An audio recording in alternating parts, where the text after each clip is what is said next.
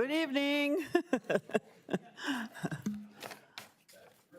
Thank you, everyone. We will call the Barron County Board of Supervisors meeting to order for Monday, October 20th, 2025.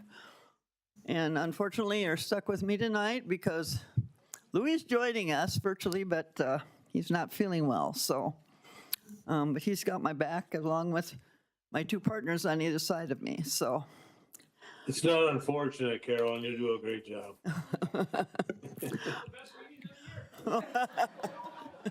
Oh boy, Folks will what say it's the brownie best points one are you ever. looking for?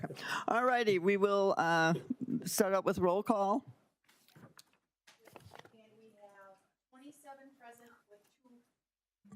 We have 27 present with 2 absent. Absent are Supervisor Heller and Supervisor McCready, with both let us know that they would not be able to attend tonight. And virtually is Chair Oki. All righty, moving on, public notification. Wendy Coleman, my executive assistant, has complied with Wisconsin open meeting requirements. Meeting agendas have been posted on electronic meeting notice boards located on the first and second floor of the Government Center and the first floor of the Justice Center. A hard copy of the meeting agenda is available in the county clerk's office, and she's verified the proper posting of this meeting. It's the meeting of the Barron County Board of Supervisors scheduled for Monday, October 20th, 2025 at 5 p.m. This agenda and the accompanying documents were posted on October 14th at 3:08 p.m. Okay, thank you. Invocation, tonight we have with us Pastor Mark Labrandi from Rice Lake.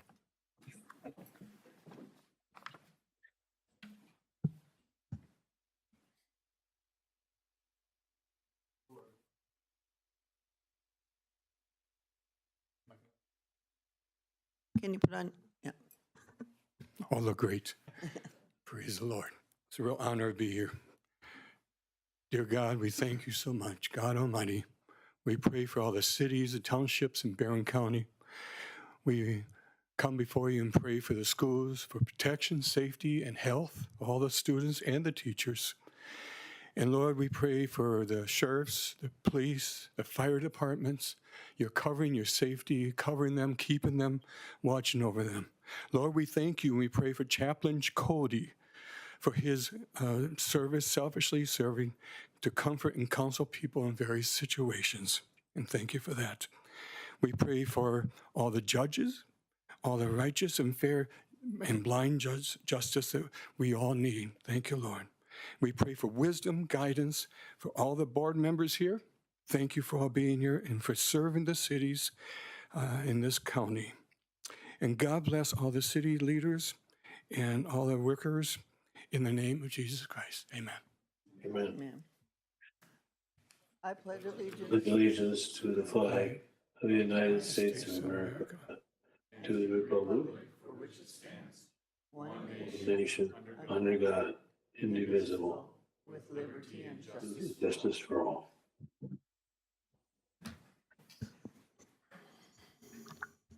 Okay, we will, next agenda item is to approve the agenda. No special matters and announcements. I'm if we sorry, may? special Yep. matters and First on this, Captain Hodek would like to address the county board. Sorry about that.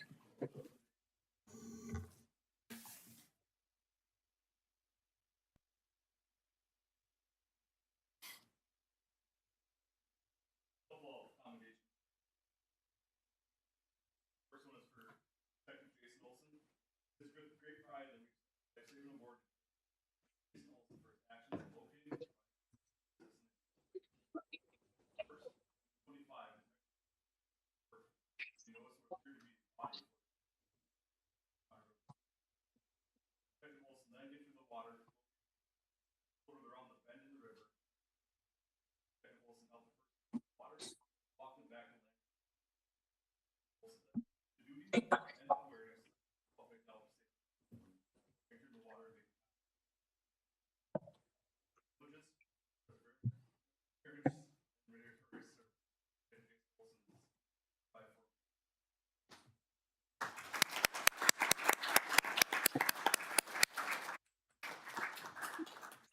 Oh, there we go. Second one, it is with great pride that we extend a letter of commendation to Deputy Justin Rausch for his exceptional performance and bravery during a recent shooting call in the city of Barron. On October 1st, 2025, a 911 call was received from a resident at the apartment complex at 650 Candy Lane in the city of Barron reporting a shooting. Deputy Roush was the first officer on scene and without hesitation approached the apartment where the shooting had just taken place. Deputy Roush made contact with a victim and began to gather information from them while securing the apartments. Deputy Roush began to relay vital information to other responding officers, EMTs, fire department personnel, and other first responders while protecting the citizens outside of the apartment from the suspect who was inside of the apartments. Deputy Roush's quick response, bravery, and dedication to duty without a doubt saved more lives that day. For his dedication to duty, bravery, and meritorious service, Deputy Roush is hereby formally commended. The actions of Deputy Roush and Detective Olson are a credit to themselves, the Barron County Sheriff's Department, the community we serve. Their performance exemplifies the highest standards of law enforcement service and public service. It reflects the dedication, teamwork, and commitment to public safety that our citizens rely upon in their time of need.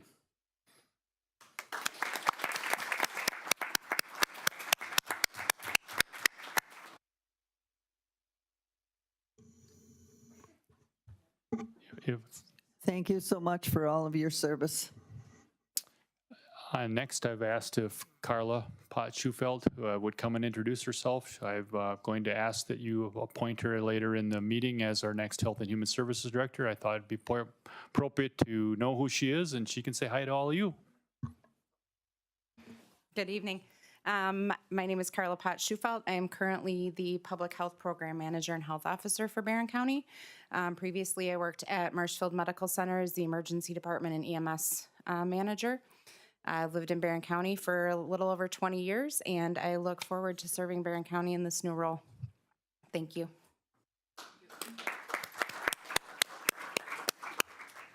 Thank you, Carla.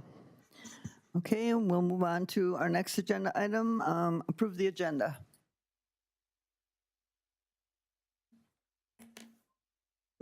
Okay, we have a motion by Randy Cook and a second by Bob Anderson. Any discussion? Hearing no discussion, let's vote.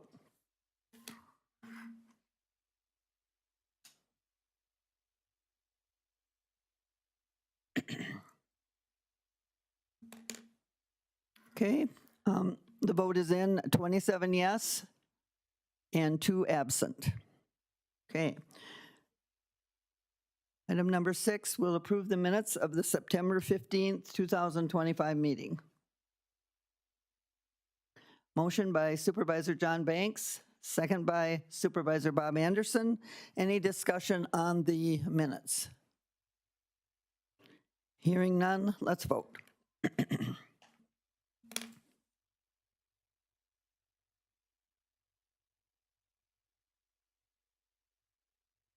And that vote passes by 27 yes and 2 absent. And we have no public comment. So we will move on to our next agenda item, our Sallyport expansion and technology improvements. I believe we're going to hear from Judge Babler.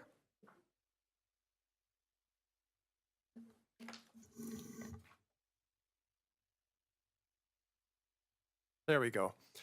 Not about the Sallyport itself, but what's going to be in the Sallyport. There's going to be 4 video conference rooms. Like to go back in history a little bit.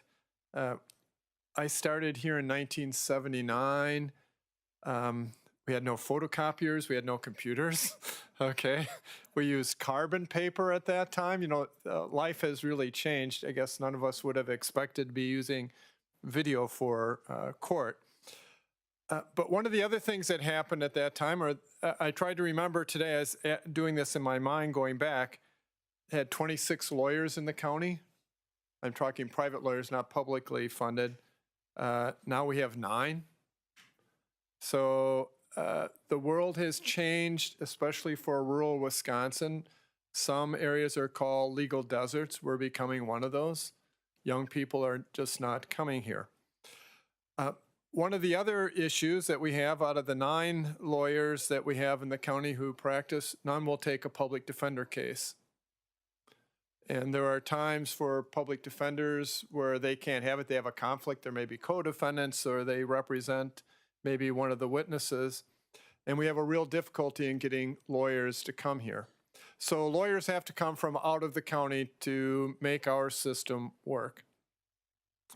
I think last summer, Judge Boyle and I had gotten information from the Public Defender's Office that we were sort of on the bad list because lawyers from the private lawyers who take public defender cases didn't want to come to Barron County because they couldn't have contact with their clients who were in jail.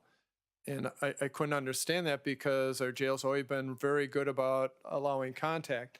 The problem is that we have 2 video conferences. They're used all day by various courts. We have the 3 judges here, but as you know, for a long time, we've been housing prisoners from other counties. They need to have those rooms available for court hearings in those other counties. And what I wanted to tell you about, and I know that an administrator had heard me talk at the CJCC about how important it is to have the video conference rooms, is to keep our criminal cases flowing. There are attorneys that will take cases as long as we're willing to allow them to appear by Zoom. Other than the trial, we'll do almost everything by Zoom. And if we can provide that technology, and we have the technology, we just don't have the rooms.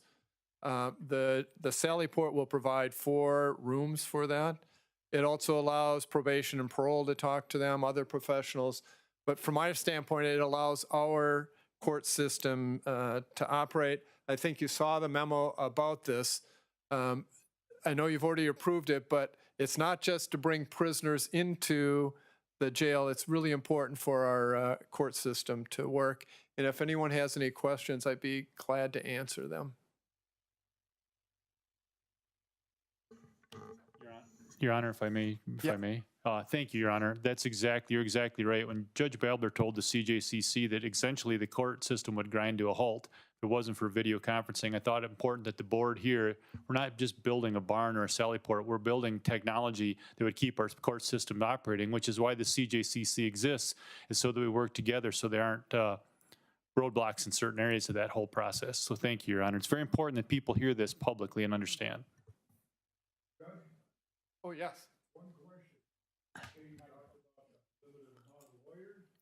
Can you put on your microphone?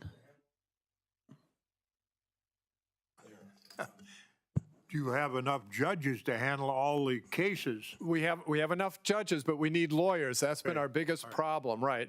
It's not our time that isn't available, it's trying to get lawyers here. And it is statewide, though. It's not just Barron County. It is rural Wisconsin. It is hard to get young professionals to come to rural areas. It's not a salary issue either. This is lifestyle. Most people who are going to law school want to live in big cities, or if they want to come to a rural area, their spouse or significant other who may have a degree in some other area can't have a job in this area. And I know the clinics and hospitals have the same problem with medical professionals. We're not alone in this, and we have no solution, all right? But video has really helped us out. Supervisor Rogers? Yes, I would just like the county board members to know that 1 week ago today, Judge Babler joined the esteemed group of those of us who are 70 and older. So happy birthday. Happy birthday. And I'm not retiring either. Thank you, Judge Babler. Our next agenda item is the Motorola radio upgrade purchasing and financing presentation. And I'm not sure who's doing that presenting. We have 3 gentlemen from Motorola here. They presented, 2 of them presented to the Law Enforcement Committee. They can certainly introduce themselves and go from there. Thank you. All right, first and foremost, appreciate you guys allowing us to be here. It's a privilege to be able to talk about our products to all of you and what we are hoping to bring to Barron County in the future. Myself, I'm Chad Olszewski. I'm actually the account executive, so I'm in charge of 54 of the 72 counties in Wisconsin. My job is to be your guys' voice within Motorola and really get Motorola to understand what makes a deal work specifically for each county. And then I have Bill Pritchard. He is our mobile video manager for the state of Wisconsin. And then Sid Sanaki, who is from Ancom Communications. So biggest thing is anytime we have one of these deals, putting a face to the name. Like, I'm a firm believer. I come from law enforcement. Sid comes from fire background. Along with my career in the military, you always learn accountability is everything. And having somebody here in person to speak to you about this product, this is the accountability on us and myself as your guys' executive within the area. So I'm just going to kind of cover this very briefly. Any questions, I will answer at the end. It's just it's kind of going to be like drinking from a fire hose a little bit. No pun intended for the firefighters. So what we want to discuss essentially is our mobile video and radio refresh project. Currently in Barron County, you guys have a mixture of radios, some of which unfortunately are end of life, and you guys are having to buy parts for them off of eBay. Being that communication is everything, I can tell you in my time as a law enforcement officer, I think everybody always asks you what's the most important thing on your belt. Most people will be like, oh, the gun, obviously. No, your radio. It's your one lifeline, not just for you, but for the citizen. And coupled with that, in today's day and age, body cameras. This is what gives that transparency for the public, but also is a protection for the agency and the county as a whole to the actions at which your deputies are making decisions. Next slide, please. Oh, who's got the, oh, I like looking at his computer. So this is the Apex Next radio. We're actually passing around. So I want you guys to actually tangibly handle the radio, feel the construct of that radio. Next slide. What sets us apart is this radio actually has a metal endoskeleton. So when we're talking about the price point of these radios, Motorola, everybody I'm sure in here has heard our name before, and most of the times like, damn it, this is gonna be expensive. That's true. Our price point is higher than our competitors, but the reason you pay for a higher price point is because the life of this radio, the construct of this radio, is to get you the full life expectancy of that radio. To give you an idea, the radios that you guys are currently using were around when the first iPhone came out. Just to give you an idea of how long these radios last, and they're still performing for you.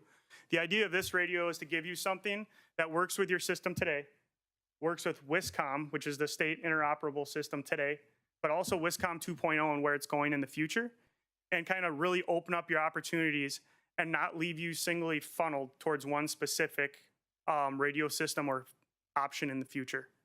As a cop, you're always taught, give yourself an out. This radio is Barron County's, I don't want to say out, but opening the door to the avenues you can choose to go in the future, so you're not being funneled towards one specific vendor for the rest of the time that you guys are here. These are an all-band radio, so what that means is VHF and 7800 are the two frequencies specifically that you guys would be using with any given radio system, but they also have the capability to operate on a UHF frequency, which is essentially how they talk back and forth to one another. You are also able to utilize LTE and Wi-Fi with these radios as a future option for communications, making sure that if your deputies are in building or say, I don't know if y'all got a Fleet Farm up here, but for whatever reason, you always lose reception in there.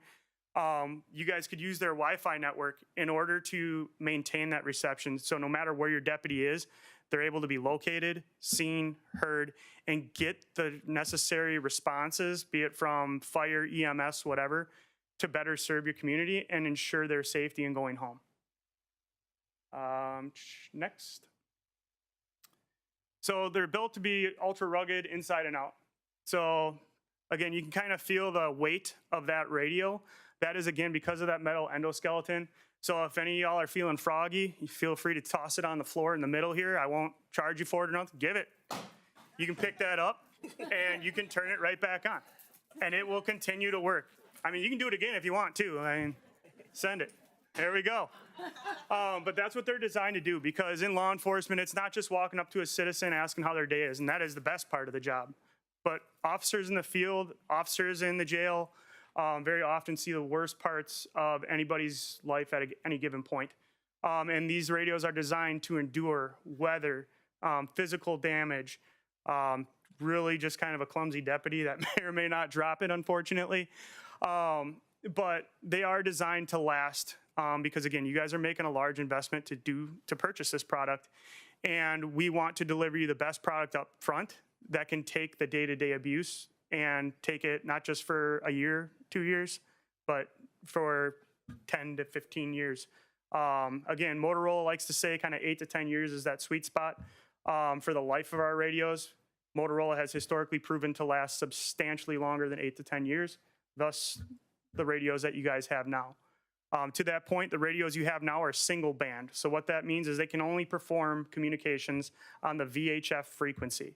So once WISCOM 2.0 comes out, you guys are kind of left in the dark in terms of a backup system should anything ever happen to your guys' current Tate system. Next slide, please. Exceptional audio. So hopefully you're not having to listen to me over the radio, but in general, the audio it collects and delivers is a lot clearer. So that way when somebody's trying to relay information, what I need, or dispatch trying to relay to a deputy what resources they have on the way. Commonly, you'll call for like an ETA on EMS, they'll say 5 out. Now, if you have some sort of bad communications and you have somebody doing compressions or something like that, you want to be able to understand the totality of that situation just over that radio. Now, this actually has an audio engine in it that creates clarity, cancels out background noise in order to collect the voice data properly. And that is also done through the SVX, which this is the second part of this project we'll talk about. Next. Long battery life. Just to be clear, it is about 8 to 10 hours on a battery. Cold weather, as well as use, just as any other electronic, will eat up that battery life. As part of this deal, we have included spare batteries. It's very common. Law enforcement officers always carry 2 batteries for the extended shift that imminently will happen. The batteries, there's 2 options. You guys just have a standard battery. Reason being, if you look on the left there is the extended life battery. That thing is like an extra 4.5 to 5 inches long, and honestly, for a deputy to carry that in the field, it would probably do them a little more disservice than a standard battery. Thanks. Next. Performance antennas. So the antenna, as you can see, I mean, the radio is just thrown and everything like that, which, again, you want to give her a chuck, feel free. But the antenna is designed to be bent. Again, that's because a deputy, unfortunately, part of the job is, how do we say it, physically assisting people into the back of your squad car in handcuffs or helping them go to jail. And with that, I mean, you're going to have people, unfortunately, with physical altercations, and the antenna is something that people will try to grab onto. Having this antenna to basically have that flexibility ensures that as these kind of exigent circumstances happen, that the radio will stand up to it. And no matter what, your deputy and your first responders will be able to communicate, and dispatch will be able to hear them at any given time to ensure your citizens, as well as first responders within the community, are able to get the resources they need. Next. All right, so now we're gonna move into the kind of new age portion of a radio. So this radio is essentially a cell phone and a radio squished together to make one device. You cannot make phone calls on it, but we do have smart messaging. Airtime is everything in law enforcement. You're always taught, stay off the air as much as possible, use your radio when you need it. So now, say if they need a deputy to come back into the office, or if a deputy needs to call somebody, dispatch, administration within the agency can send out a message simply to the user's radio, and it'll notify them on the back of it. They can open it up, read it, and they won't be tying up the air, so people can continue to communicate. Next. Smart locate. So this one and smart mapping, which you'll see in a minute, play together. You always got the new guy coming on, and the biggest thing is know where you're at, know where your people are. Especially for any agency that has a canine, I can tell you, being a previous field training officer, I had a new guy kind of find out the hard way, don't get in front of the dog and keep running. So now on their radios, as they go out into the field, somebody flees into the wood line, a deputy can pull up the radio, look at the map, and see where that officer is or deputy is that they're going to back up. And they can actually go right to within a foot of the deputy in the field.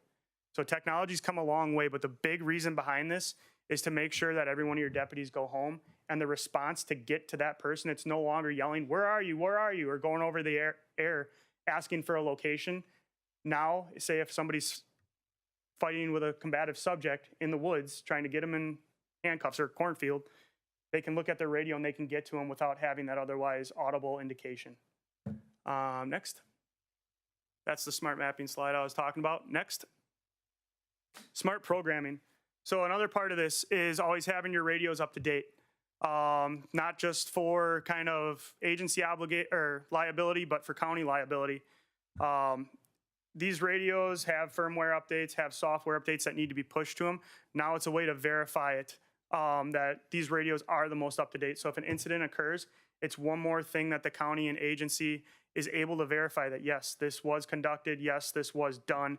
And through the smart programming application, it will give you a couple options to push that programming to the radio. You can do it remotely. You can force the update, but then as well, if a deputy comes on shift and they need to go to a call right away, the radio will recognize that it's in use and will not push that update until it's an hour or more not in use. So again, it's ensuring your equipment is working to its top performance throughout the entirety of its life. Next slide. All right, so Barron County interoperability with the Wisconsin Interoperable System for Communications, or WISCOM, into the future as well as today. So Barron County's current radios are operable with today's WISCOM, so that is the VHF WISCOM radio system.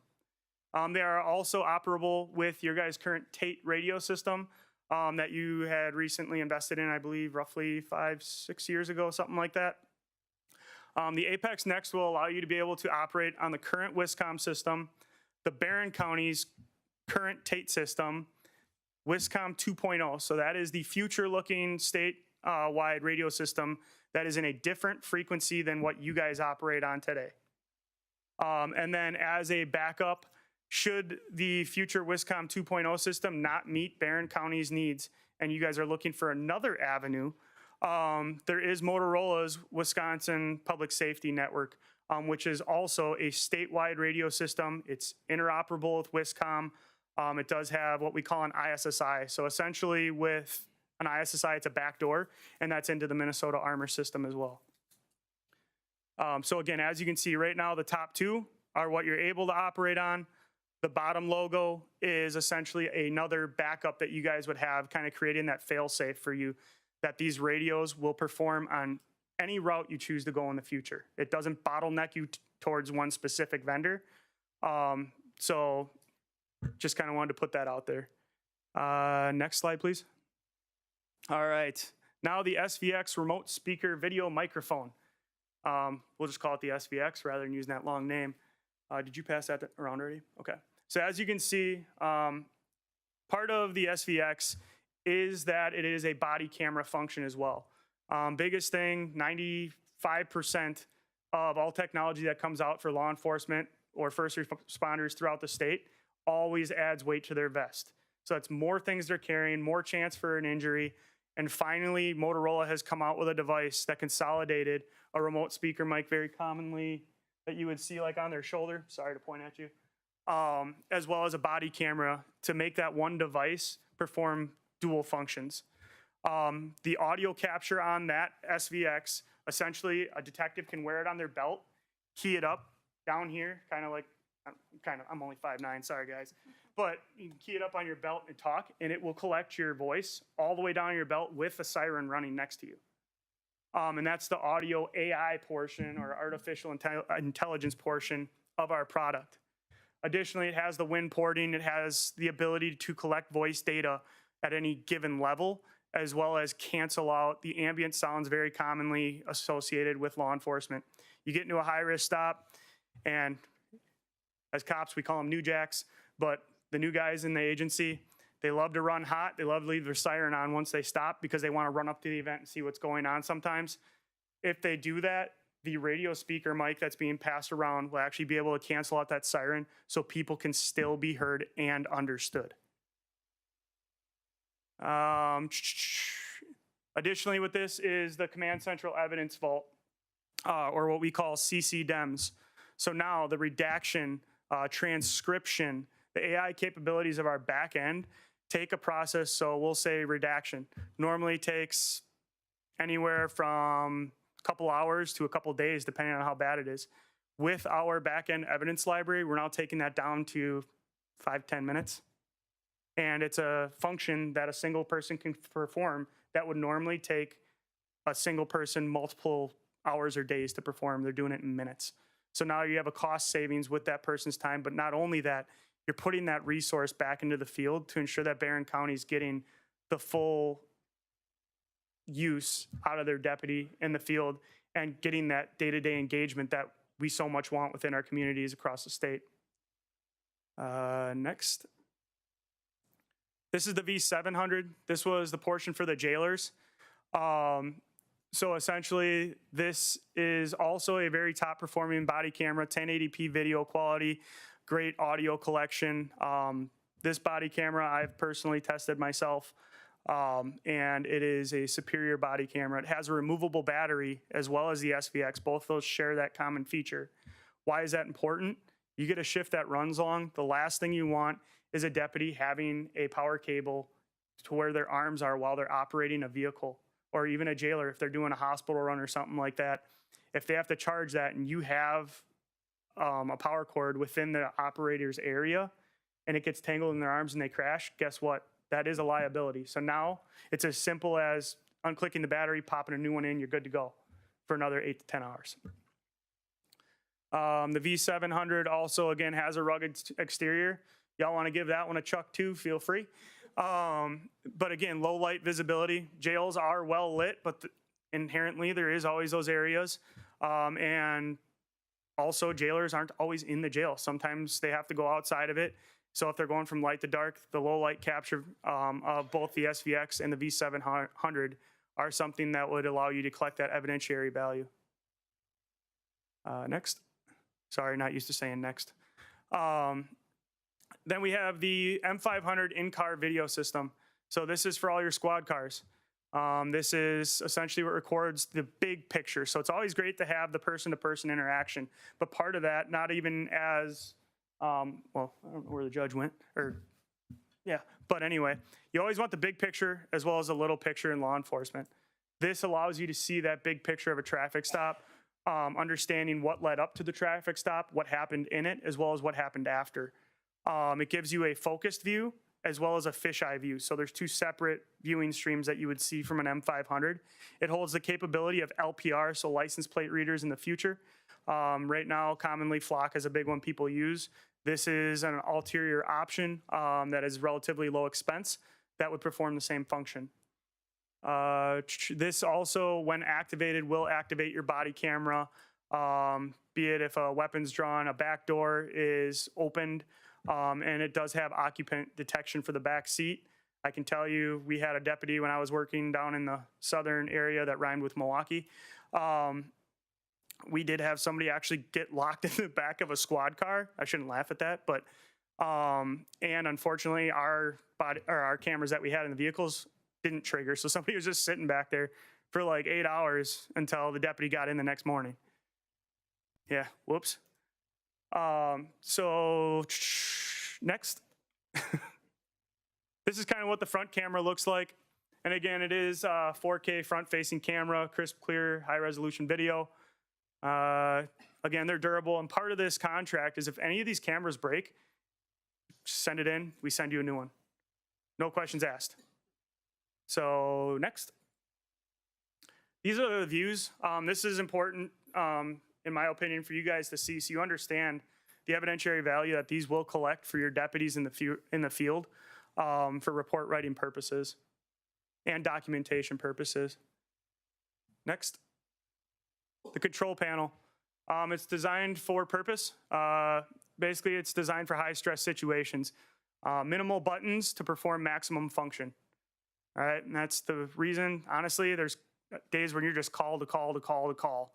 I can tell you it's not fun, but you drink a lot of Red Bull and get through it. And again, it's all touch screen and everything, but you also have the buttons at the bottom. Historically, the version before this, the touch screen was kind of cattywampus in terms of its performance. This is our advanced version of that, where we no longer see those issues.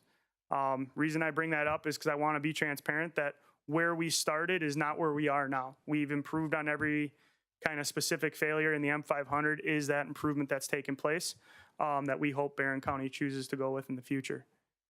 Next. Core processor, so it has a 1 terabyte hard solid state drive essentially. Has a 5 camera capacity, dual resolution recording. So again, for the evidence library, if you want something in 1080p, you can store it in 1080p. If you want it in 720, you can store it in 720 because the difference with that, the higher resolution, the more space it takes.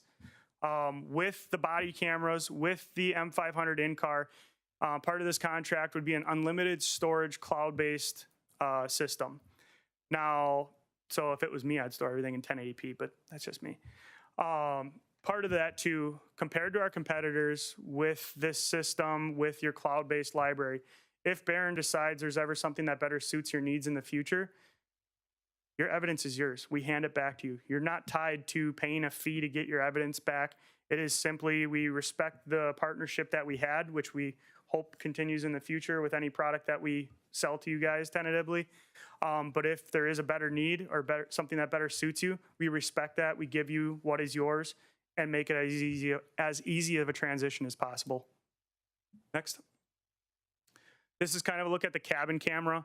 So it's very low profile. People love to kick cameras off and try and rip them out of the squad. They're also waterproof. I'll let you guys kind of ponder on why that would be. Unfortunately, it happens. And then again, they're actually locked into position and they're very easy to install as well as remove if somebody does break them. Next. This is that occupancy detection, which is probably one of the greatest features ever.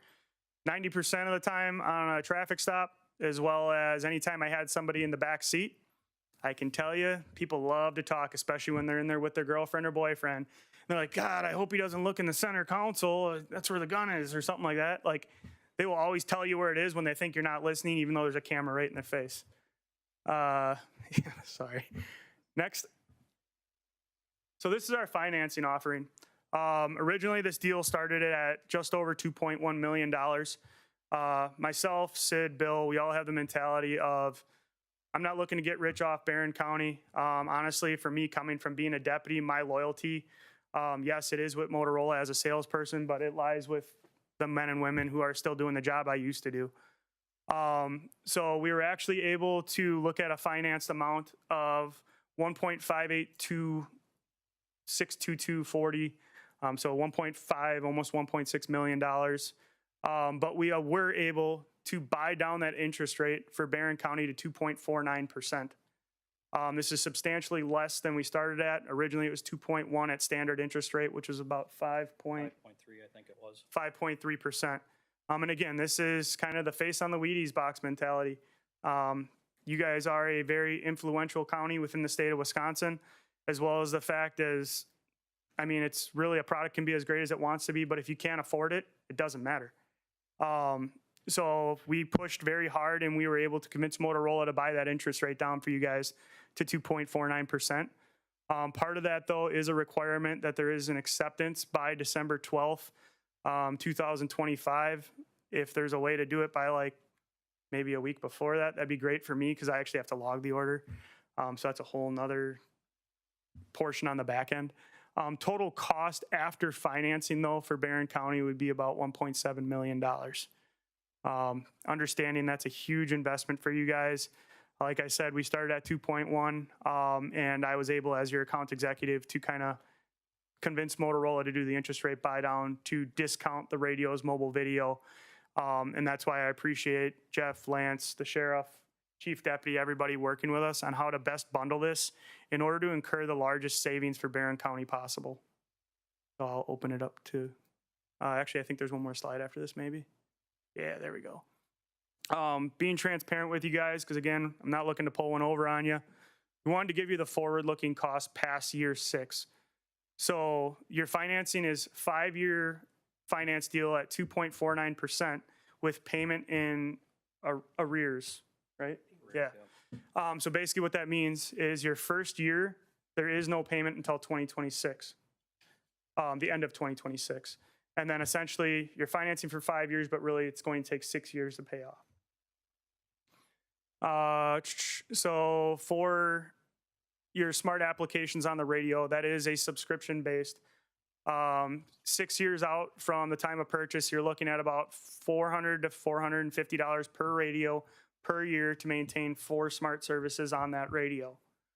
Then you have your DEMS, so your evidence library, your services, your storage for the in-car, your essential services for the M500, V700, and SVX at an estimated cost of about $85,855. I know that's a rather specific number to be estimated, but again, that far out, that is an estimated number. Command Central Aware is what allows you to, at a dispatch level, to see where deputies are. So we talked about the ability to locate people in the field. Now your dispatch can do it as well. So they're relaying to people, hey, he's about 200 yards off the roadway in Potter's Field or something like that. And dispatch is kind of helping your deputy navigate before they even get there and get that insight. Part of this also is your live streaming capability. So dispatch can open up a body camera, start collecting information on what's going on, and relay that to the deputies. Because if you have a deputy or officer that's fighting with somebody in a firefight with somebody, God forbid, the last thing you want to be doing is asking them for an update while they're trying to protect themselves and others. Being 100% honest. Now dispatch is able to gain that insight, deliver that information for responding officers to better appropriately create the response to the situation that's currently unfolding. And then you have your CAPE software. So currently in today's day and age, we're going through some uncertainty with Chinese-made drones. You guys operate on a DJI platform, which is a Chinese-made platform. Motorola actually threw in a year of CAPE software for free to ensure that as we kind of go through this transition period and time of instability, if you would, within government and certainty around Chinese-made drones, that you will be able to be compliant with any U.S. regulations and continue to use that equipment as a resource for Barron County to respect the investment you already made. And I think that's the last slide. Oh. Here's a breakdown, a visual breakdown of what we kind of talked about. Essentially, year one, your payment would be $340,556.45. And you'll see that payment continues until 2030. Then you'll have your smart applications payment. So that will begin essentially in year 2, and that will run to year 6. Then you'll have your Aware. We actually threw in 3 years of Command Central Aware for free because we want you guys to get the use of the product, to understand its use, as well as, frankly, like I mentioned earlier, the face on the Wheaties box. I'm not looking to use you guys as a poster child because there's a lot of customers that already use these products. But at the end of the day, you guys are my customer. You are representing products that I'm trying to sell. And I can assure you, I will likely be reaching out to the chief deputy and sheriff for other agencies to get feedback, good or bad. So, and there is a cost to that. There is something to say to what Barron County is willing to represent. Then you have your evidence library as well as your essential services renewal in 2031. These slides, I believe Jeff printed out as well. Biggest thing is I want to answer any questions you guys have. I want you guys to understand the totality of the deal. Over here, we do have some handouts on apparently presentation paper is a different type of paper from regular paper, but we got the fancy paper. If you guys wish to kind of read more about it, but if y'all have any questions, I can definitely do I my want best to to answer. thank you for the presentation. It was extremely informative. Thank you. I know the committee has done a lot of work on this, a lot of discussion. The staff has been totally involved. And so now I will entertain any questions. Jim Gores, Supervisor Gores. That on, okay. There was the, I guess it's been ousted now, but that data control system that's out of, that was in Menominee was going to be put in, they were going to put a big Oh, the data control center or whatever? data control center. Is that you guys affiliated with something of that stuff or what? No, sir.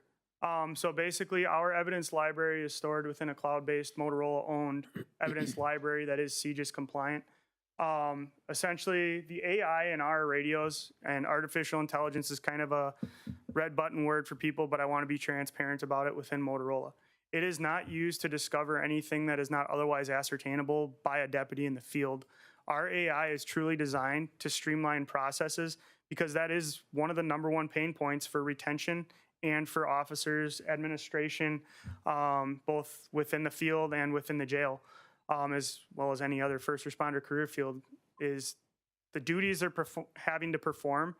They're not going away. They're not lessening. They're getting more and more complicated as technology evolves, and our AI is being used to help streamline that process for them to mitigate the amount of time that they necessarily need to spend performing that function. I know that was a long-winded answer, sorry. Supervisor Bob Anderson? The durability looks very good. Kind of reminds me of the HT 1000s. So that takes you back the Minotaur 4s and stuff. How far? Dating yourself. I know, I get that, and I am old. So is anything else in the squads? You're going to have to do an install in every one of the squads with this if we go forward with it. Is anything else in the squads, are the MDCs going to match up to them? And also, can you go from an MDC and send a message to those individually, like you can between radio to radio? Through the administration software or administrative software, the Command Central Aware portion of this, you would be able to send a message to a radio from that, yes. As for the installation, ANCOM would be doing that. And again, that's an additional cost. That was $70,000 would be the cost for ANCOM to install this stuff within your squad cars. We're also working very avidly with Lance over there to do some testing to make sure that Lance, help me out here, the chip within a laptop or the... Our computers have hotspots in them, so they would be able to project the Wi-Fi out to the different devices that you see here. We're testing that feature. And hopefully say this if week. that doesn't work, Motorola does have basically Cradle points on standby that we were going to throw in with this deal as well as a backup plan to Barron. That would not be an additional cost. It was something that we were throwing in for free. This is just a fail-safe for now. We want to see if it'll work the way it's set up today.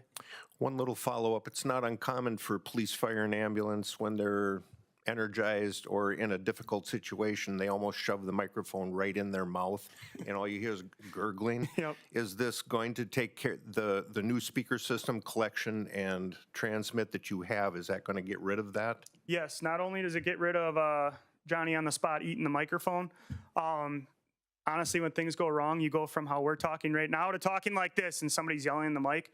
The radio speaker mic that we passed around, the SVX right here, as it's keyed up, if somebody's yelling, I need help, it'll come through at a regular tone, so you're not blowing out people's eardrums either. Or, well, yeah, eardrum either way, I suppose. Okay, Supervisor Putz? Yeah, maybe the committee's already addressed this, but is there any other counties in Wisconsin that's purchased any parts of this and would reference? Yeah, so Burnett County, Alicia Cedarburg up there, they recently transitioned to the V700s. Part of that was transitioning to the new evidence library at which Barron County would have access to. She loves it. Comparatively to the old platform that she was on, and again, she was on a Motorola body camera system before. We migrated her to this new platform. Clintonville, Chief Freitag over there, he recently went to the V700s as well as the M500s. And I can absolutely provide that information to Jeff, Chief Deputy Sheriff, for them to reach out and really get those true in-field references. The SVX, so this is a new product. Multiple agencies are going to start transitioning to this product. It does hold the ability to translate as well on a roadmap. So essentially somebody goes, hola, ¿cómo estás? And you're looking at them like, what's going on? The radio speaker mic, there's actually a translate feature. So it'd be, hello, how are you? Or hey, what's up? Supervisor Kuzlik? So can you give us an idea of what it looks like in year 7 or 8 of our payments and what we would have to pay as a county to, the units would all be paid for. Yep. We would still have the units, they would still be workable. Yep. But what would the annual cost be for the maintaining and the software It's just that last column there. Would just continue and, So what we do, and Chad didn't mention this, so every 3 years, we do a hardware refresh. So you're gonna get the latest and greatest body cam free of charge. It's a hardware refresh that we send out. And also at that time, we give you an opportunity to extend your contract and lock in those rates at year 3. So then it'd be 7, 8, and 9, okay? So that number there in year 6, that's an estimate. So it's probably gonna be less than that, just so you know. We wanted to give you guys worst case scenario pricing because again, I'd rather come in under a number than above a number because we look really stupid when we come back and we're like, we know I told you to do this number, but we actually are way over that. So we did our best to kind of give you worst case scenario pricing. Supervisor Fowler? Thank you. Is there any residual value to the existing equipment that's being replaced? How do I say this? There is value, but it's very little. The value inherently would be if the sheriff's office gets these radios, looking at maybe volunteer fire departments within the area, or maybe smaller agencies that may need radios. I can tell you trade-in value to Motorola, I would probably give you guys about 75 cents a radio, because to be perfectly honest, when we get this technology back, because it's been in use, we can't resell it, so it just gets shredded. eBay is a big one. That or Wisconsin Surplus is another one. Supervisor Anderson? Hi, which you spoke a little bit about the redaction, and maybe Deputy Hodak can tell us how many hours it would save him for the time that he puts in for the redaction, because it was very interesting at committee when you explained that. Sure. What they were talking about the redaction, it can vary immensely. I mean, I just did one that had probably 25 hours of video, and it took me a week and a half. So it all depends on how much I have to redact off the videos and how much I have to listen to it. And a lot being said, it's backseat cameras, it's empty squad cars, and then the current Visual Labs AI we have to help redact items was following a cat for a while for me, and then it followed a scarecrow on a decoration, and I had to do it by hand anyhow. So I think the redaction, if it goes the way they say, the redaction could save a lot of time for myself. And just explain to them how it works, like you plug in just the name once or the face once. So for the new stuff or the current stuff I'm using now? The new. They're probably better explain how the new stuff works. It's more of a selecting than it is holding it over their head. Yeah, so very commonly there's characteristics for redaction that the public or that agencies cannot divulge to the public. Motorola has recognized that. So now essentially when you open up a video, it gives you a selection. Do you want to cut out license plates, faces, IDs? And the AI, again, what we talked about in terms of what it's used for, it recognizes these specific features throughout the video. You click the tab, and then you can pick the shade at which the redaction occurs. So you can have it completely blacked out. You can have it partially kind of faded. But it just select it and click save, and it saves it to the whole video. Now, that being said, for evidentiary property, once you redact a video, it does retain the original video file for court purposes.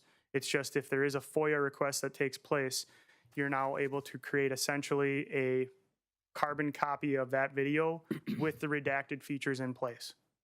So it's not getting rid of anything that would be used for prosecution purposes. I'm sorry. I just want to go back to the financing question after year 6 too. I just want to go back to the financing question after year 6 too, and maybe Lance can help me out with this. We currently have maintenance fees that we pay for our current camera system. That's Visual Labs, and right now that's Lance was at about 46,000. Somewhere around there. Yep, pretty close. So in 6 years that's going to increase as well. So that $115,000 amount you see, well, we're not going to be paying that other amount through Visual Labs. So that is I guess if you want to look at it that way, that's a reduction in that amount. So if that helps. So. Okay, Supervisor Rogers? Can you tell me, are these bands or frequencies, can they be monitored by the general public? The bands or frequencies can be monitored by the general public. but through encryption, do they have encryption? So you guys do have encryption on your channels. That is one thing that acts as a barrier from public being able to monitor your radio frequencies. Additionally, in the future, through the Wisconsin Public Safety Network option, if you guys chose to enable an LTE channel on your radio system, so cell phone channel essentially, to communicate over, that has encryption in it as well. So it's not like these additional features leave you kind of open to people being able to discover what you're doing. And for the board members in general, I've sat through a number of jury trials as a bailiff, and I've looked at a lot of body camera footage in those jury trials, and both the audio and visual representations that I've seen, we need some upgrades.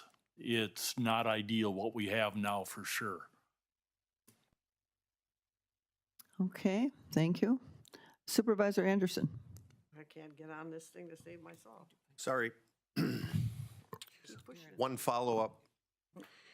Dead spots, go into any type of a structure, a factory, hospital, something like that, you get into the center of it. I know all buildings are different, but if you had a repeatered channel or non-repeatered channel, sometimes you could reach out, sometimes you couldn't.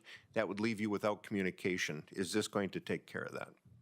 The radio itself will not take care of that today. If you have a repeater, it will allow you to work on Barron County's Tate system today, which is that VHF system. It will allow you to work on Wiscom today, which is VHF. It'll allow you to work on Wiscom 2.0.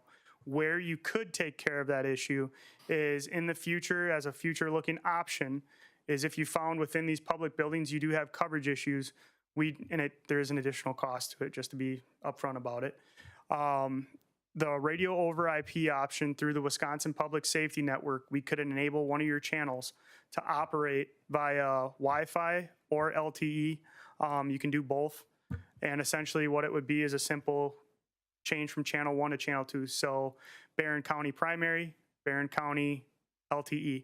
And when you go into these hospitals, you would take, or public buildings, be it whatever, even this one, if you had a private Wi-Fi network, you could program that password and hit an SSID into the radio. Once you switch to that channel, the radio will recognize those two signals and basically bounce between the two, whichever one's better, to give you communications using that option. One agency that has found profound coverage increase by using that option is Stevens Point Police Department. They had a huge issue in their local schools, area expansion of the city, as well as apparently Century Golf Course, which is, I guess, a really nice golf course. But they are a reference agency that is currently using that option and seeing great advancements. And cost point, as opposed to having to add towers and that kind of stuff, is, I would put it at about, well, if you guys have these already, it'd probably cost you $150,000 to $200,000 rather than $1 million+ to gain that expansion. And also with that, the LTE, utilizing that LTE band will help with those dead spots as well. Yep. When we talk about a price savings, the SVX as well. So the V700 uses LTE in the device itself. The SVX uses the LTE in the radio.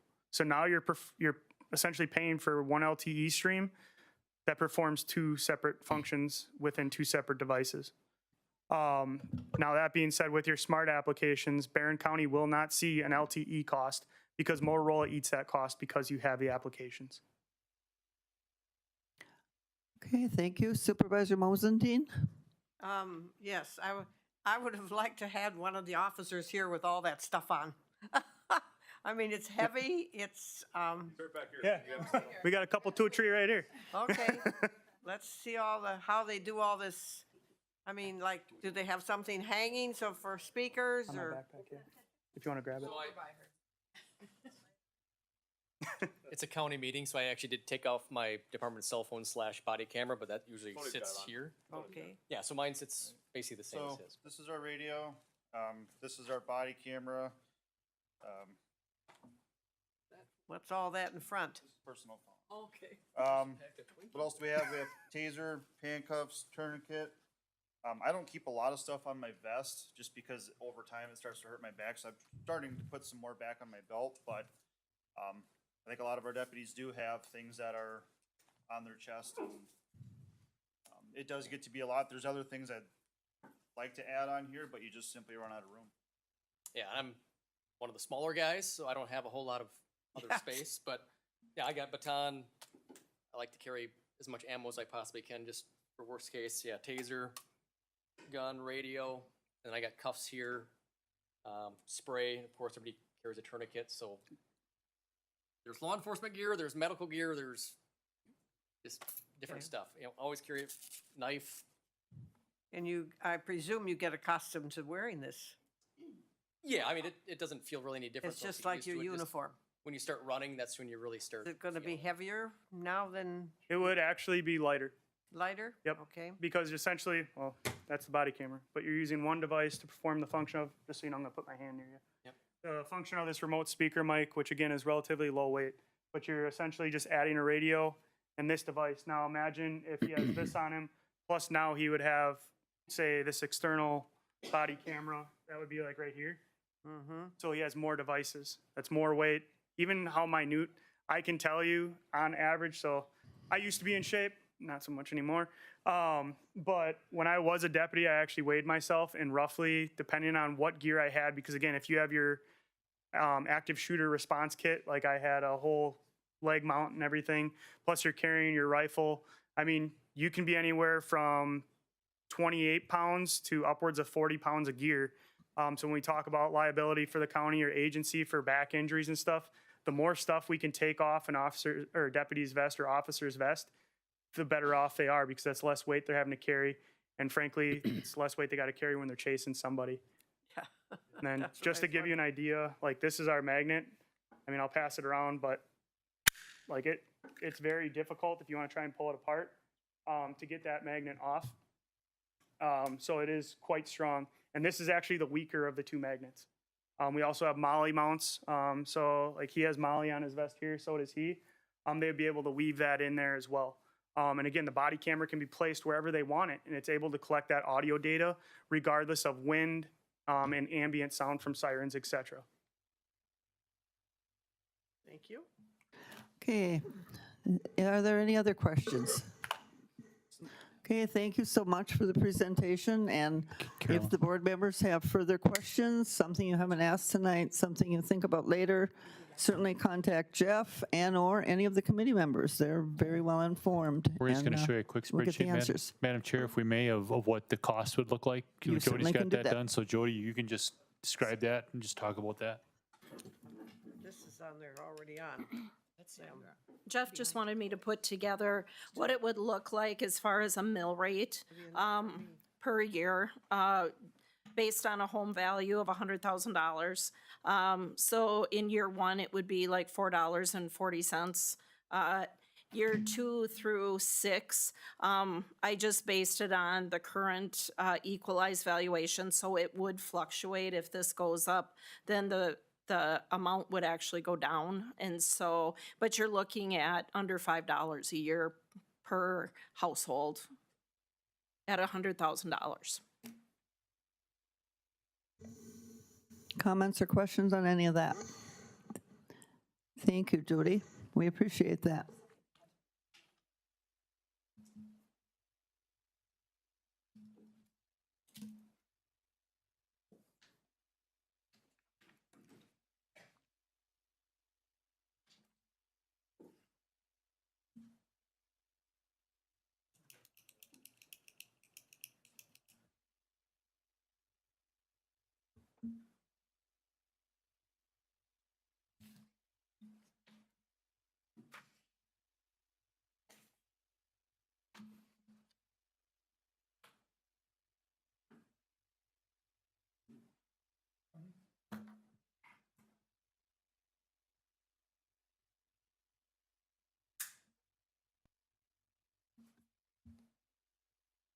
These and haven't got the other one.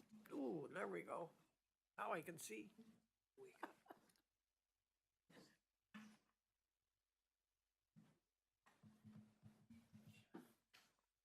gonna steal your one of these. Anything here?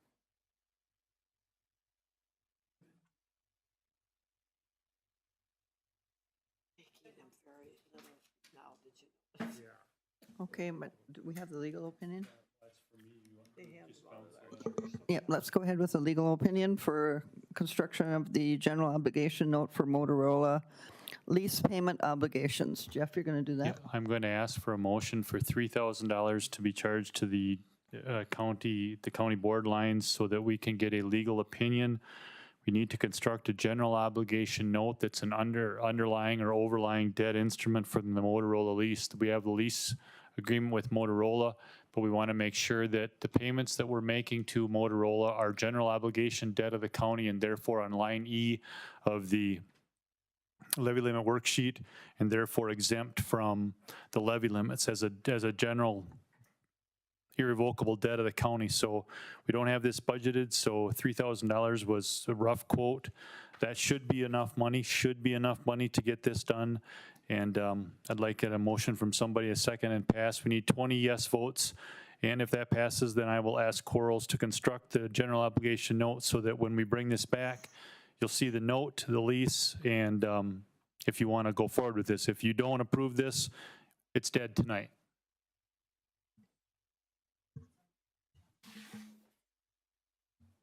The motion I'm seeing is the resolution. No, it's item. We're going to just need a verbal motion. That's all. Oh, you want just a regular motion? Yep, just a motion to approve Okay. 3,000. I've got a motion by Supervisor Mosentine. Oh. Goes with this one. That's the next. So Oh, there it is. this is the legal opinion up here. Okay, so I've got a motion by Marv Thompson and a second by Randy Cook, Supervisor Cook. Is there any other discussion on the motion? I have a question. I did. Oh, okay. Patty If Anderson? we do this, then will it be ready to approve so we get the December? Okay. That'd be a whole separate thing. Yes, it's going to take a little while, so it's probably going to be a December 8th county board meeting. Okay, but it would, they can do it in the time frame that we need. I hope so. Yeah, Chad's, yep, he's nodding yes. Okay, thank you. You want to read the motion? I can't see the motion, I don't think. Sorry for the technical difficulties. The motion that's on the floor was written directly from Jeff's email previously today.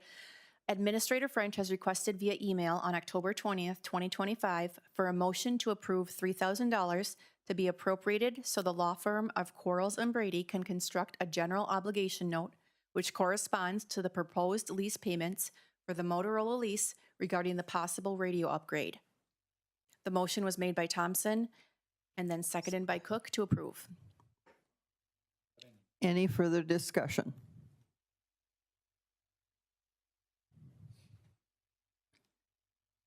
Hearing none, let's vote. And then just as a reminder, this does take a 2/3, correct? Okay. As an aside, I would have just taken this to executive, but the executive doesn't meet till the 29th, and it's not enough time.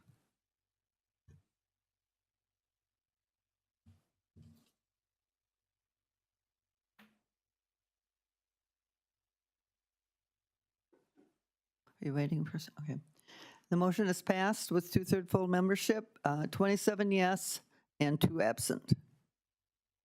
Okay, thank you.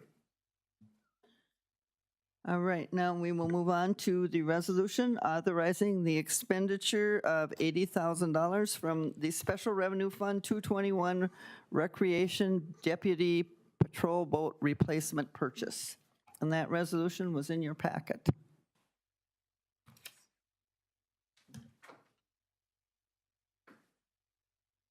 Send it this way. We need 2/3 on this one too. And we need 2/3 on this one as well. Okay, we have a motion on the floor by Supervisor Moen and a second by Supervisor Olson. And so now we will move forward with discussion. Supervisor Banks. Well, they spend a lot of time on the Chautauqua Chain of Lakes, so I know down there they certainly would appreciate expansion or better facility to do rescue on the lake. We had an incident here a couple of years ago that was very critical, and I think this boat would certainly help the recovery of people.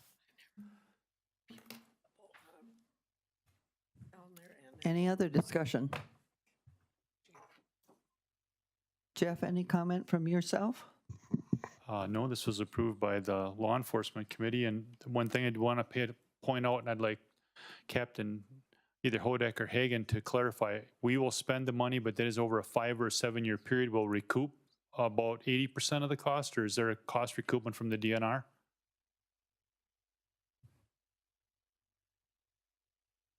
Yes, there is through depreciation. Any other questions? Hearing none, let's vote. 2/3.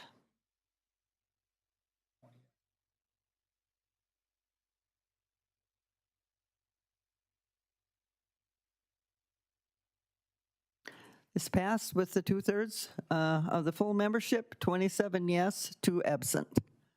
Thank you.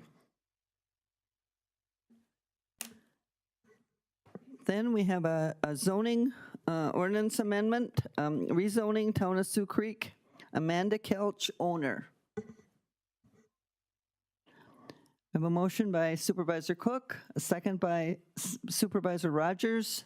Any other discussion on that motion, on that resolution? Hearing none, let's vote. I better vote.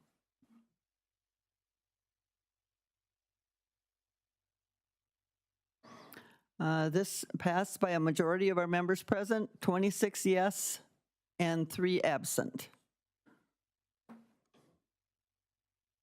And I think Schradel just left.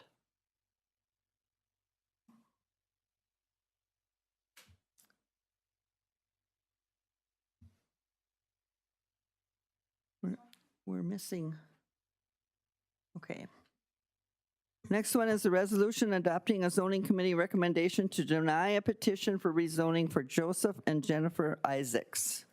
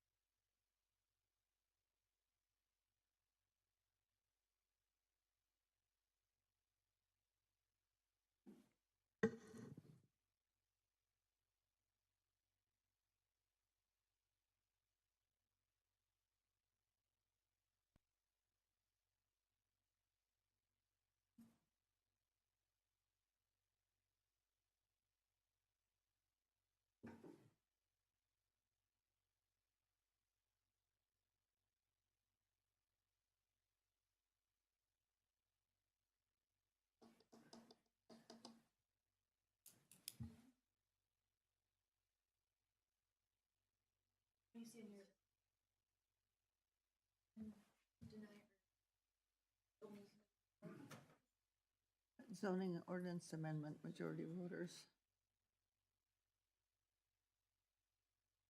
Zoning committee recommendation. Yes, I see that one now.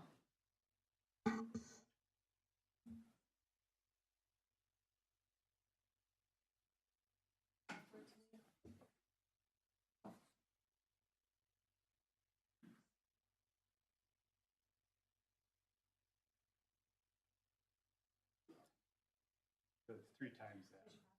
Yeah.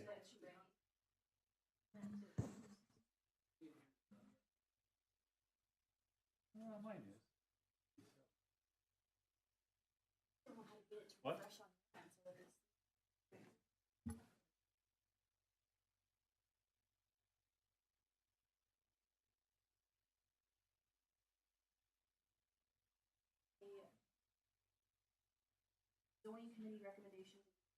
Now I can, now I can see it. Sorry for Okay. the software glitches, everybody. I'm not sure what's going on with open meetings, but I'll follow up with that tomorrow. You should see a resolution adopting zoning committee recommendation to deny petition for rezoning for Joseph and Jennifer Isaacs on your screen at the moment. If you don't, please let me know. We have a motion by Supervisor Olson and a second by Supervisor Kuzlik. Is there any discussion? Hearing not, we'll, let's vote.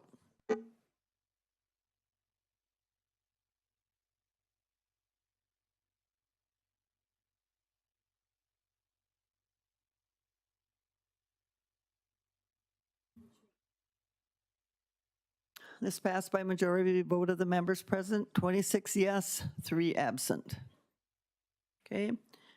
Next agenda item is our resolution adoption of the Barron County Farmland Preservation Plan Map Amendment for the towns of Barron and Cedar Lake.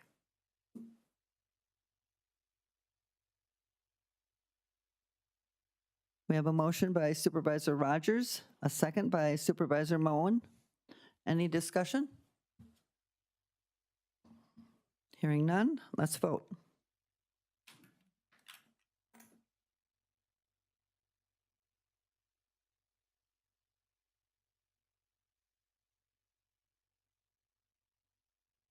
This motion passed by the majority of voters present, 26 yes, 3 absent.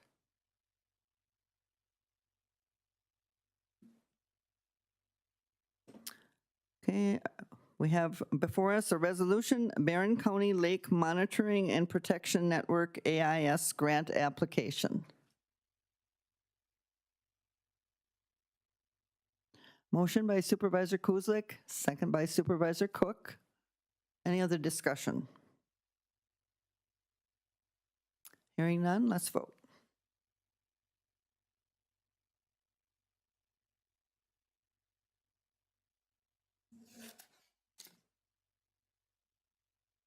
This motion passed by a majority of the vote of members present, 26 yes, 3 absent. Okay, moving on. Resolution authorizing outdoor recreation plan update 2025 to 2030. A motion by Supervisor Mosentine, second by Supervisor Turcott. Any other discussion? Hearing none, let's vote.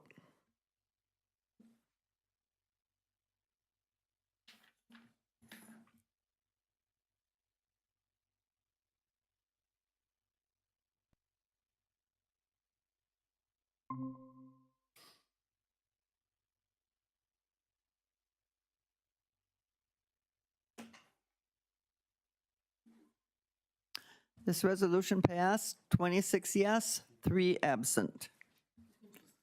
Okay, moving on to our next agenda item, we have the 2026 budget published draft. Good evening. Jody and I will be presenting the budget publication documents at this time. We will also explain the changes from September to this month. The first spreadsheet that you have up is what was published in the local newspapers by Jody, and as always, Jody does a fantastic job. So this is, if you were here last month, you know how I talked about State Statute 65.90 specifies those particular parts of the budget that must be published. And you'll see that the state legislature concentrates on the general fund. If you had attended my breakout session at the Wisconsin Counties Association annual meeting, you will know why. The general fund is the checkbook of all the other funds of the county. The general fund runs the county. I'm going to point out some things here. You can see that we have $3,600. I have that highlighted right now. That's the residual money from the bike and ped plan that the highway committee has approved the new signage for that, and that will be placed in 2026 as things slow down to point out the bike and ped plan paths that have been created. So you'll see what's in the general fund. It's broke down by general government, public safety. You know, obviously public safety is our sheriff's department, health and human services. That's just what goes on in the general fund. That's typically with the veteran service officer plus some other things. Conservation and development, think land services. Contingencies, we'll talk about that. Then we go down to what's the levy going into the general fund. Other taxes, those are other tax collections. Intergovernmental revenue is revenue that we would receive, 5.7 million. That'd be revenue received from the federal or state government, licenses and permits, public charges for services, and so on. You can see we're putting $5 million of sales tax. We're projecting $5 million of sales tax and $2 million for out of the fund balance of the sales tax. Jail assessment fees, $41,500. Out of county prisoner revenue, designated some reserves to put in there, and we will show that detail in a minute or two. Sliding on down then, you look at, we publish what we think the committed fund balance of the county will be. Committed is for a specific purpose, time. Then we have the undesignated fund balance dropping just a smidge. Then we get into the general fund is restated so that the property tax levy is clearly delineated. Then we have all of our special revenue funds. This would be health and human services, aging, ADRC, recreation officer, animal control officer, those special revenue funds. And those are detailed out in the line-by-line budget that's given to the county board members. Going down then, the next one is the debt service fund. You'll see that the debt service fund does go up about $300,000. As part of that is from the waste energy plant and the addition of the Sallyport. If the Motorola lease and underlying debt were to pass, that would also increase that by the amount that with $340,000. We have $500,000 of levy going into the property tax levy. We have internal service fund, which is our highway fund. Going down then, you can see that the equalized valuation of the county has increased nearly 11%. County levy goes up 3.16%. The debt service is up because it goes from 29 cents to 30 cents. The library goes down. The library goes down because the equalized valuation went up so much. And the operating goes down again because the equalized valuation is going up. And as I said in September, over the last 3 years, our equalized valuation has went up almost 21%. So equalized valuation has really skyrocketed. And what that means is, and we'll talk about that under my update, I thought that's a very, very good update the Department of Revenue gave it. By bar graph, it shows you that the increase in valuation is coming from what people are willing to pay to buy an existing home. Any questions on this spreadsheet? Yes. Yes. Yes. Nope. Yes, good question. I'll show you right here. This is line 63. That is the highway fund. They're standalone. They're an internal service fund of the county. Other questions? Okay, the next one we're going to go to is, look at my notes here. We'll look at the budget summary. Click on that. This is the summary tax allocation. That's in your spreadsheet. You'll see that we begin with costs at 41.9 million, including the 2.2 million that is for debt service. We then offset that with revenue. You've seen this number before, 5 million for sales tax. We split a third, and a third of the fund balance. This is 7.2 million. This is a direct reduction in your property tax levy. Jail assessments are next. We have health insurance of the 278,995, 1.1 million of general fund balance applied to keep us at 33%. That gives us 19 million to offset the 41.9. That would give us an operating levy of $22,703,569. Then we add in the county library levy, which is exempt from the levy limits. And then we go down and it shows our change from the prior year, what our fund balance is. Net new construction was 1.657%. So we can only raise the levy from an operating standpoint by $384,113. Yet if you look here, the equalized valuations went up almost 1.1 million. big change from 1992 and 93 when the first property tax levy limits were put in, and it was all based on equalized valuation.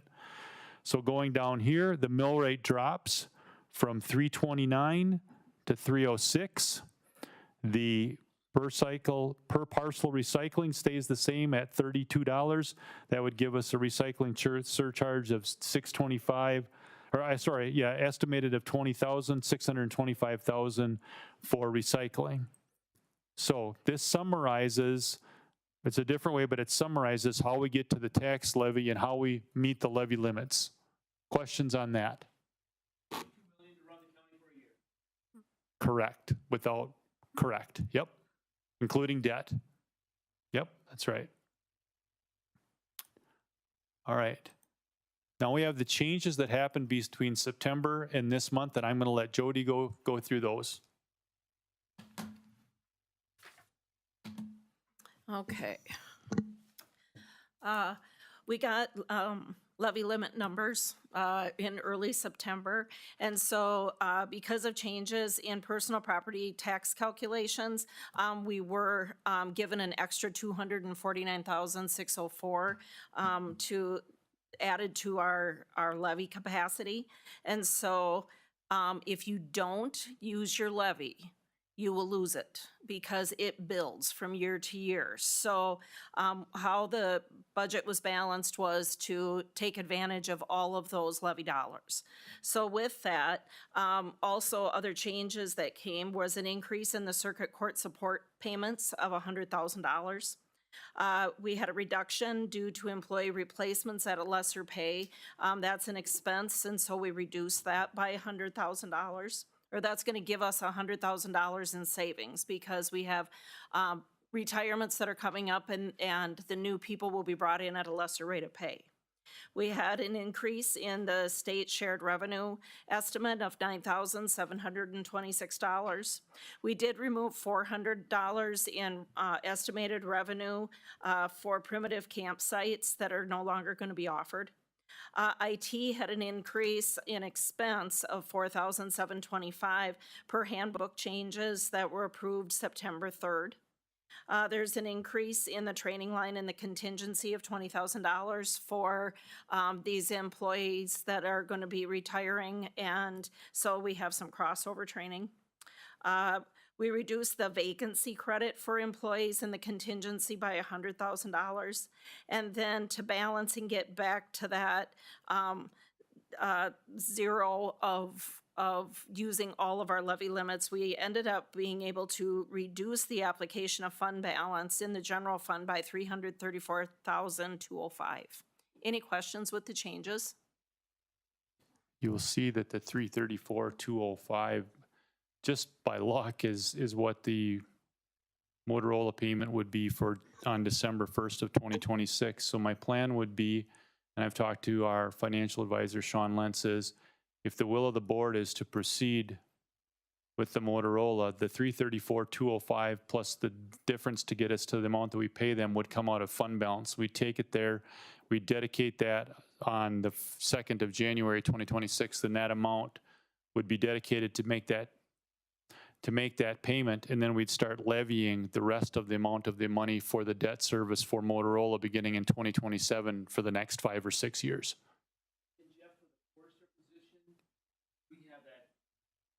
Yes, we do.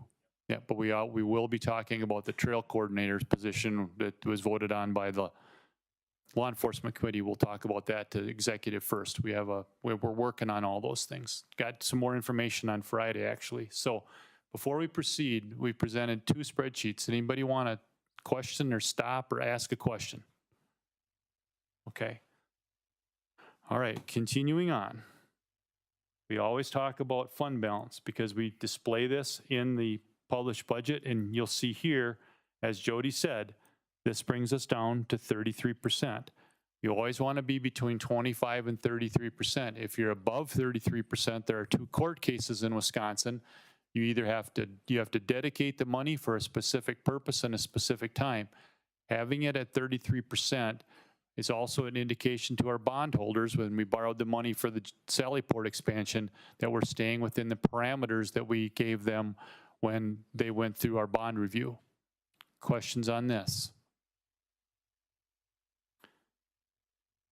The next page is personnel. This has not changed since September. This is one personnel request, sanitary, and two approved by the Health and Human Services Committee, funded with a grant, I believe, till 12/31 of 2027. Contingency. This is where we break things down a little bit more. So you'll see that the contingency, we executive recommended, and you can see where we've come up. How do I slide this over, Jody? What am Where do you want to? I hung up? No. No, this is the executive Okay, recommendation that's column. where we're at. Okay, so I went too far. Okay, so that gets us to where we're at. We'll talk about this with the payouts and retirements. 400,000 for training. We reduced this to 100,000 because, as Jody described, put in a 3.76% for health insurance. We did receive a much better renewal than that, but I am recommending the county board just leave this alone. This is a good, solid budget. And then pay raises, which is $1,355,38, which goes back over, well, it's not going to, Top line. top line, Yep, right where you're at, right there. right there. This comes back to this line right here. Okay, so the contingency number, 1,355,38, comes back to this number that I'm highlighting right now. That's how that ties together. Then with that, we've contingency. So then when we've gone through all this, the executive committee did go through September line by line, all the variances. So at this point, I would ask the assembly, does anyone want to ask a question on a specific line item that Jody or I could answer? Otherwise, what happens is this budget is locked. It cannot change until after the public hearing. So we will present this exact same information at the public hearing. Any changes to this budget will have to be made on the county board floor after the public hearing. And I'm only anticipating one at this time. I just got a quick question. So of the fund balances, obviously we have the general fund balance. The highway has a fund balance. Waste energy has a fund balance. Are all the fund balances of those, are they on this sheet? No, they're not.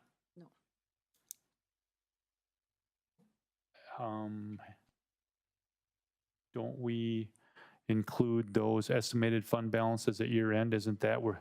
This is, yeah. Here If you is- go to this one here, Randy, this is estimated fund balance as of 1/1/26.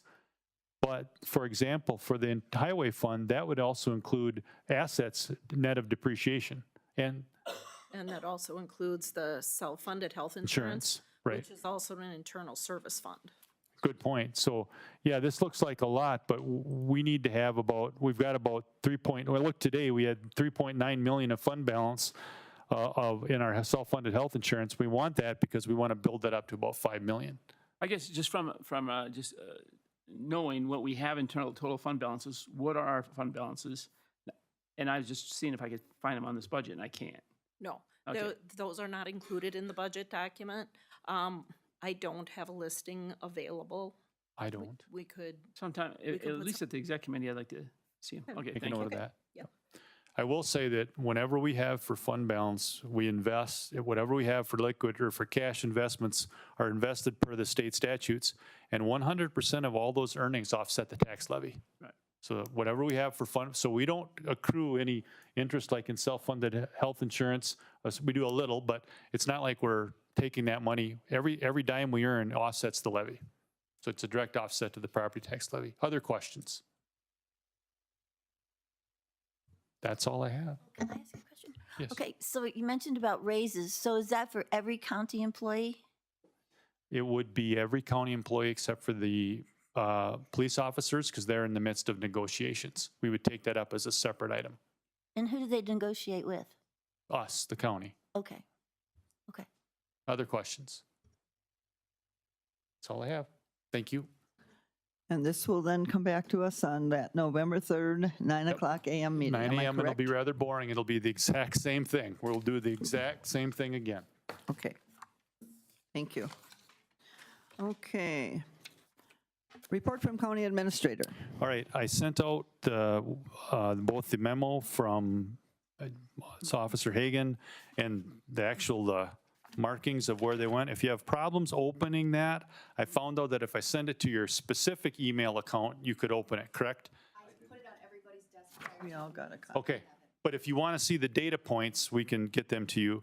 I just put the third branch e-news. Judge Babler shared that. I thought it was very interesting. We made that we increased our per diem increase. American Red Cross certificate. Thank you, County Board, for letting us do this. We were recognized for the number of people that come in and the number of pints that we collect. I wanted to share what the Bureau of Equalization put. I think it's really, you really need to think about this, folks, about the way that equalized valuation is skyrocketing. That's a lot of value sitting out there. That's a lot of value and a lot of change. And that's all I have. So then, Madam Chair, I'd ask that they recommend the appointment of Carla Potts-Schufelt as Health and Human Services Director. She will take over formally after the retirement of Stacy. Okay, and Stacy's retirement, I think, is November 1, It's coming in November, yep. coming in November.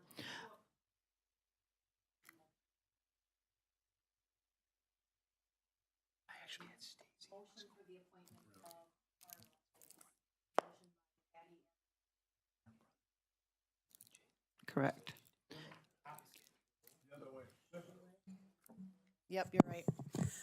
Again, I apologize for the software glitches tonight. So the appointment for Health and Human Services Director, appoint Carla Potts-Schufelt. We have an appointment, the motion was made by Mr. Olson and seconded by Patty Anderson.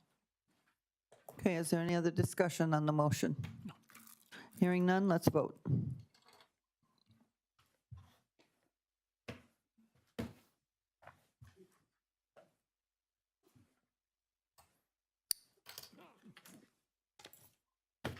And that motion passed by a majority of the members present, 26 yes, 3 absent. Are there any claims, petitions, and correspondence? Nothing. Suggestions for future agenda items? Depending on when we get this opinion from Quarles and Brady, but I'm going to ask the board, please at this time, reserve Monday, December 8th at 9 a.m. We may need to, if this is the will of the board, we're going to have to take up this Motorola thing before the 12th because that's when the interest rate changes. And that's, as he said, that's when it goes away. So please. Monday, December what? Monday, December 8th, 9 a.m. December 8th. Yep. We may just come in for that one item. Okay. I'm fairly certain we will not have this wrapped up by the 3rd. Okay, okay.